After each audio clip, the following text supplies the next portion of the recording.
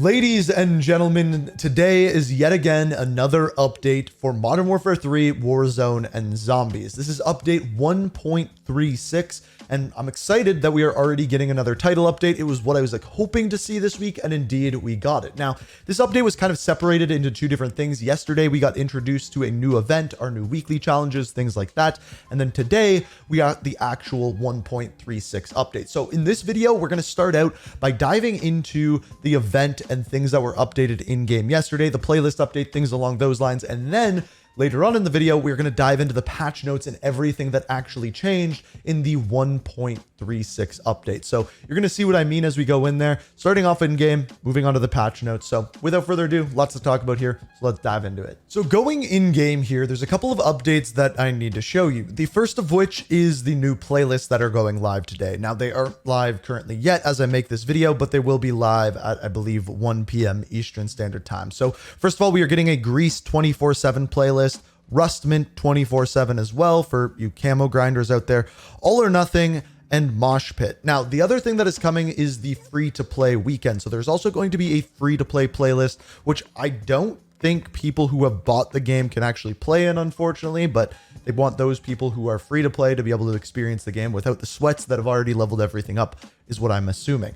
So the other thing that went live as of yesterday is the new event. Now this one is called Dune Trial of Power, and essentially the way that this one works, you get XP, you go through the various different levels of this event, and you unlock different things, starting out with a large decal, double XP token, then another large decal, double weapon XP token, the Sandworm weapon charm, Long Live the Fighters, a Maker Hook emblem, a calling card, double battle pass XP, and finally the Sand and Spice weapon camo, which as you can see here kind of looks like this. As far as the event camos that we have got so far, I have to say this is probably the most boring one. Yes, it matches with the theme, but hey, I think it's pretty boring. The other thing that is new is as of yesterday, the weekly challenges got updated. And of course, this added in a new aftermarket part. This one is called the Jack Bullseye. This one is essentially an iron sight that you can use on a bunch of your different weapons that is a little bit more clear and is going to change the iron sights of weapons.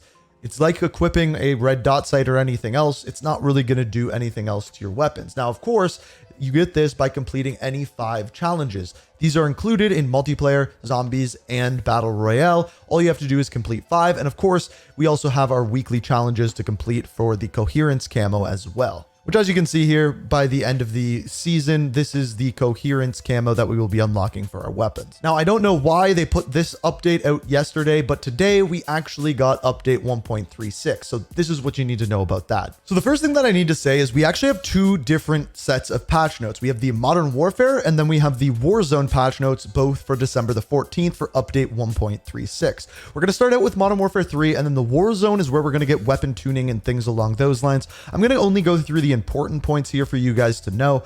Starting off, there's a bunch of bug fixes addressing direct attachments and things like that. But one thing is improved impact detection to prevent inflicting more explosive damage to players than intended. In other words, the breacher drone, the lethal grenade, has been nerfed. On top of this, there are some UI fixes, things along those lines. Now, progression. Challenges that require enemy equipment to be destroyed will now progress upon the destruction of the following field upgrades. So this is to make essentially your launchers easier to complete for camos. It includes the ACS, comm scrambler, deployable cover, med box, munition box, portable radar, suppression mine, tactical camera, tactical insertion, and finally the trophy system as well. They also fixed several challenges where progression wasn't tracking. This was a problem out of the very gate. Here we go. Also, there was a bug where you could use the ray gun in multiplayer. They now implemented measures to prevent illicit use of it.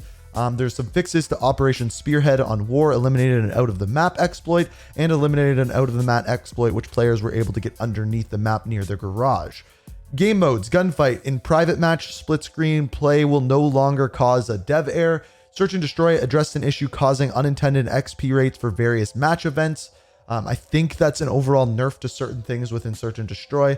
Playlist, increased team deathmatch and kill confirm score limits in certain limited time playlists. So 12v12 team deathmatch now goes up to 150, 10v10 goes up to 125, and then on small maps, it is 125 as well. So that's essentially referring to, I believe, Rust and Shipment. Also, Ghosts. Players can now be stationary for 2 seconds before the anti-radar effects are disabled. I do not like this change. I just want to be clear about that. But they say, based off of feedback, we've added a grace period to the movement requirement for Ghost Camo, which with this change, players remain detectable by radar while not moving, but momentarily pauses will no longer cause their position to be revealed. So I guess they're trying to find a balance between moving and not moving to separate people who are not moving altogether. I also don't know how much movement you actually need for this to trigger properly. Moving into zombies, first of all, Act 4, light armored zombie enemy types have been added during this step to provide a source of armor for players. I believe this is specifically referring to the fight against the final boss. This should make it a little bit easier, giving you more armor. Contracts ether extraction address an issue that would eliminate players who attempted to overload the ether extractor as the contract timed out. Enemies, zombies, ether worm, the gray lorm. So this is the red worm. This is the one of the final Easter egg bosses. Addressed an issue that allowed Grey Worm to instantly die when spawned, so this is making it much more difficult for solo players. They just really seem to hate solo players within zombies. And addressed an issue where getting eaten by Grey Worm and grabbed by a mimic at the same time could cause players to get pushed under the map. Also, weapons addressed an issue that displayed incorrect Bruin MK9 attachment, unlocking description in the after action report. Stability resolved a PC-specific crash players encountered at the start of Season 1. This was released earlier and added various stability fixes as well. Still nothing to do with if your game crashes, you still lose all of your items. Nothing addressing that whatsoever, which is a big problem because the wallet doesn't currently exist. So big problem with that one, still hasn't been addressed. Moving into Warzone. So the majority of Warzone here is going to be weapon changes, so we will get into that in a second. Again, same fix that they had with Modern Warfare 3 for the V5 short barrel. Breacher drone, same fixes there. Customization, same fixes as Modern Warfare 3. But moving into the Battle Royale side of things, strongholds. A black site key will now only be rewarded the first time a stronghold is completed. Subsequent captures by other squads will no longer reward a key. Redeployment. The Resurgence redeployment mechanic will now be disabled at the end of Circle 3. So I believe that is earlier in the game. Public events have been disabled in circles 1 and 2. On top of that, the chance for public events to occur in later circles has been adjusted, so I'm guessing they have raised that. Now, moving into weapon adjustment. This is probably the biggest part for people. Looking at the breadth of weapons and attachments on offer, some outliers were performing above expectations. We have taken immediate steps to mitigate them to support a healthy engagement. I'm super glad that they are adjusting weapons this early on. It took a very long time within Modern Warfare 2, and this is literally a week later, so big thumbs up in my books. So first of all, the GG56 is a burst fire weapon. Max damage reduced from 32 down from 40. So that's a big nerf, a damage reduction of 8.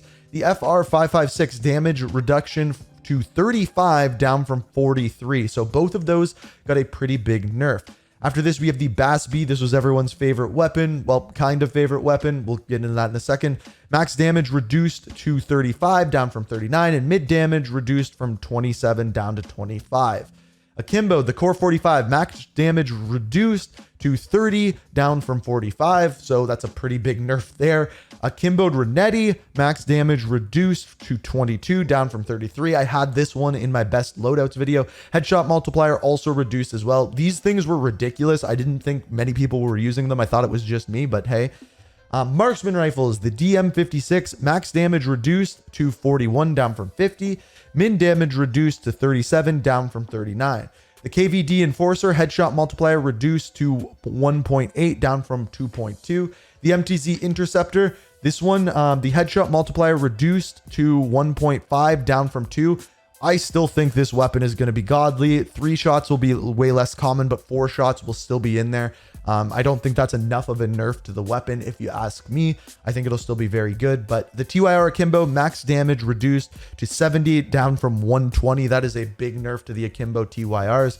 The Haymaker, this was a really good weapon. Max damage reduced to 36 down from 52. That is a big nerf there.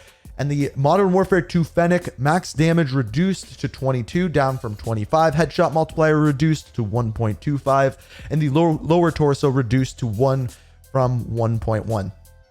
Just to be clear, most of these are the best weapons that we're currently in. The BAS-B, the FR556, the Renettis, the MTZ Interceptor, BAS-B, I don't know if I mentioned that one, and Fennec were all the best weapons in the game. So this is going to completely change the meta, and they are already doing it a week after the game is launched. So that is pretty crazy. Based off of what I'm reading, I still think the MTZ Interceptor will probably still be the best weapon in the game. I don't think that's enough of a nerf to completely negate it, but we'll have to wait and see. Might have a video on that later on, but rebalance of first person and enemy footstep audio. So this is the audio that we were talking about in my review of it.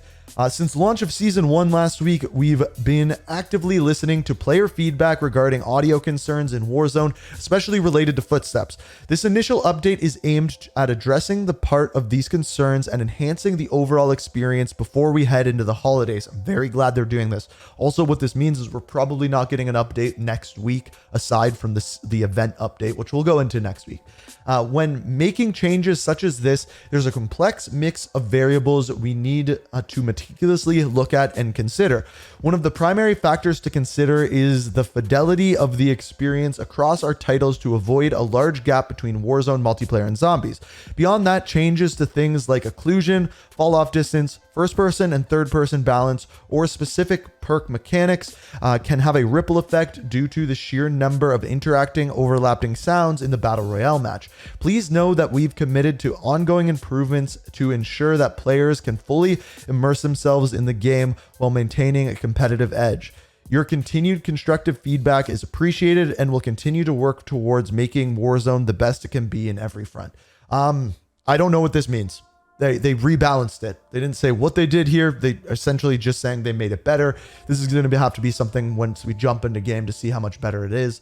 And then bug fixes, I'm not going to go into that. So those are all of the updates. It's way more than you would think for like the 1 point something gig sized update that came out today. But Warzone meta completely adjusted. Know that if you're using those weapons, they are going to completely change after this update. So that is everything that changed. Hopefully I could keep you guys updated. If you enjoyed, if you found it informative, hit that like button. Make sure you subscribe to stay up to date everything Call of Duty.